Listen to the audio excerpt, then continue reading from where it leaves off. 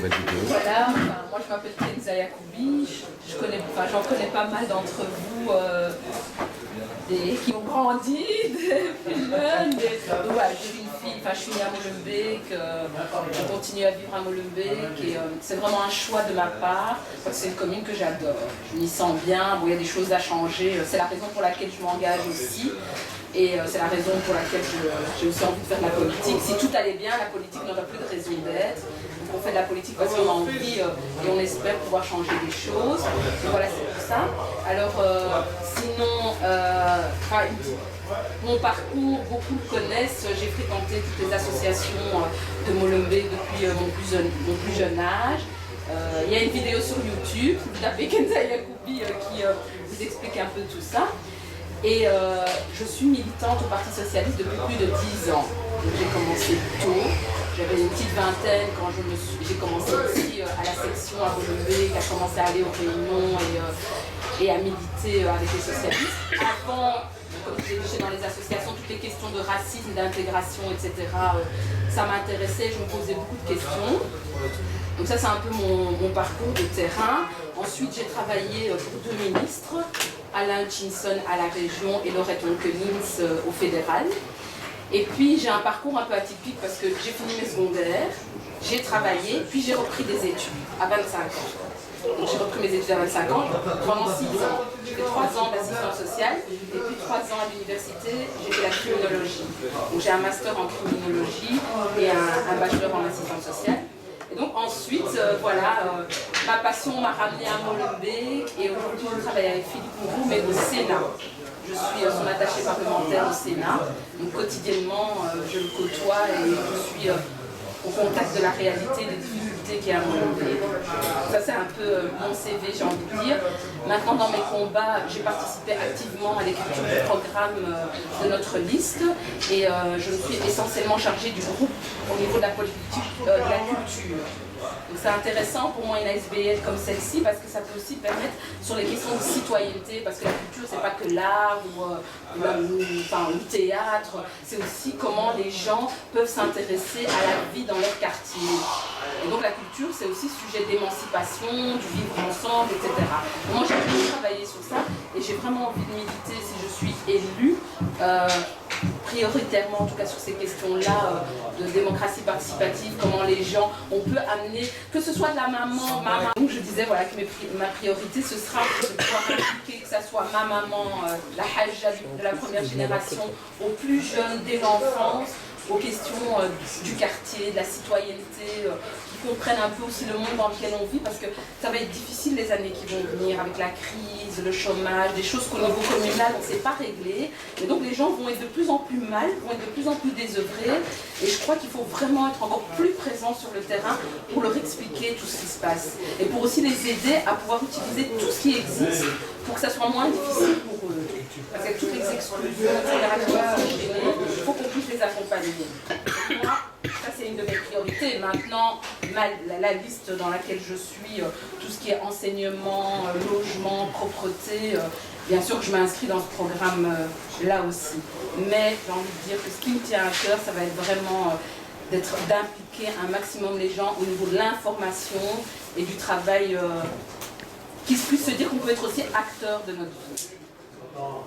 Assalamu alaikum. Moi c'est bien, je suis une fille du quartier. Je vous avoue que je n'ai pas l'habitude de trouver dans cet endroit, donc je vous remercie infiniment parce que je pense quand même qu'il faut avoir un minimum de confiance pour pouvoir accueillir des personnes dans ce lieu public. En tout cas, voilà, moi je suis une ancienne et toujours actuellement militante pour la cause des droits des plus démunis, donc ça fait une quinzaine d'années que je milite contre toute forme d'injustice, contre les discriminations. C'est ce militantisme que j'ai pour le vivre ensemble, pour le respect des différences, pour la lutte contre les discriminations, pour préparer l'avenir de nos enfants. J'ai pas attendu les élections pour le faire. Moi je suis assistante sociale de formation, puis j'ai fait une spécialisation, j'ai fait ensuite des sciences sociales à l'ULB, et puis une spécialisation en droit de l'homme. Je cite vraiment les diplômes parce que c'est important aussi d'avoir une qualification universitaire ou supérieure, avec une expérience de terrain, qu'aujourd'hui je mets au profit de la politique, parce qu'à un moment donné je me suis dit, au-delà de ces 15 années d'expérience sur le terrain, il est important de pouvoir apporter cette expertise au niveau politique parce qu'on a besoin aussi d'un souffle nouveau. On a besoin aussi que notre génération puisse investir la sphère politique. Surtout, parce que vous savez, je ne pense pas que je vais récolter moi-même directement le fruit. Je fais ce travail-là si je suis élue, et même si je ne le suis pas, je le dis souvent, plus pour notre génération, pour les plus jeunes qui sont ici parmi nous, pour nos enfants, nos futurs enfants. Et je suis persuadée... Je suis persuadée. T'es le seul qui a un chips. Les broncs. Je vais terminer avec ça parce que c'est vrai que l'objectif...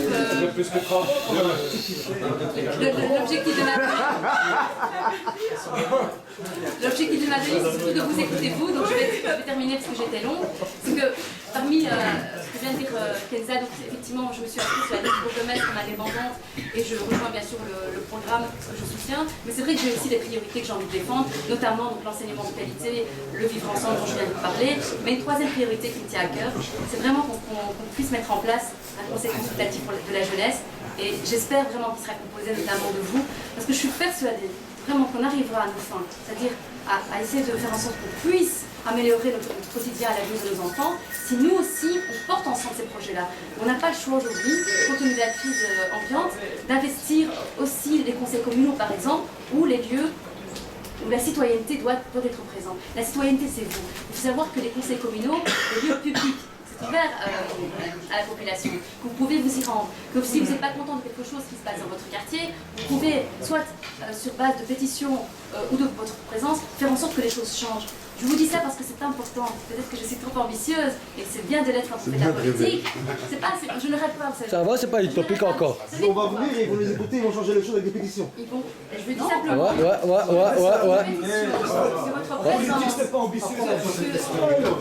Laisse-la terminer, après on va débattre. Le changement, il ne vient pas uniquement du monde politique. Le changement, il vient aussi du peuple. Le pouvoir, c'est aussi le peuple. Ce n'est pas uniquement des hommes et des femmes politiques.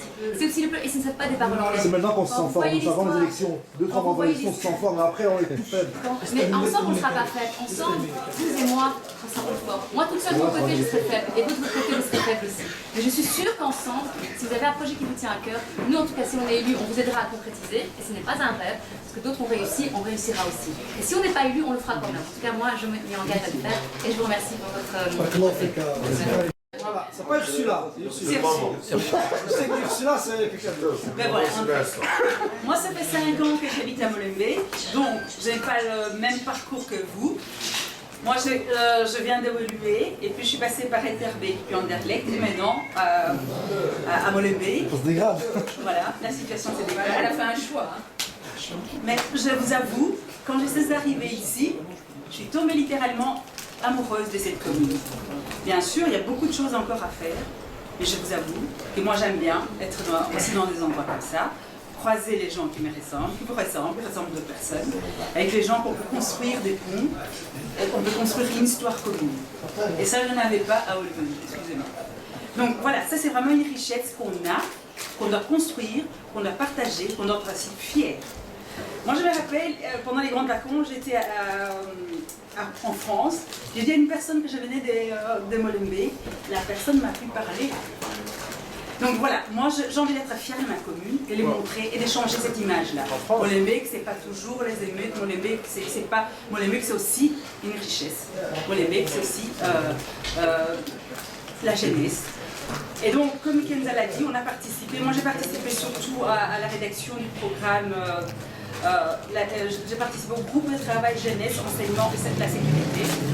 Moi, j'ai envie de plus de m'occuper de la jeunesse à Molenbeek. Parce que ce qui m'interpelle, c'est avoir autant de jeunes. Vous savez, plus ou moins 40% de moins de 25 ans sortent de l'école sans un petit diplôme. Ça veut dire que ces personnes auront du mal dans le futur. Ils ont déjà du mal maintenant, dans le futur, il n'y a rien qui va s'arranger. Donc je pense qu'on ne prend pas des solutions maintenant, en proposant par exemple des formations socio-professionnalisantes, en proposant d'orientation scolaire. C'est vrai, l'école n'est pas faite pour tout le monde. C'est pas l'école, je vais dire, l'école secondaire, universitaire. C'est pas fait pour tout le monde, mais c'est une obligation. Oui, mais voilà, je vais dire, c'est obligatoire. Ça peut se discuter aussi. On pourrait amener dépasser l'âge. Mais c'est important de tenir compte aussi.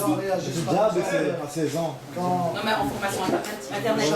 Ouais, donc, Donc je pense aussi qu'à un moment donné, les gens qui ne... Le seul moyen de dialogue, c'est de prendre une pierre et l'acheter sur quelqu'un d'autre. Alors que s'ils auront été à l'école, ils auront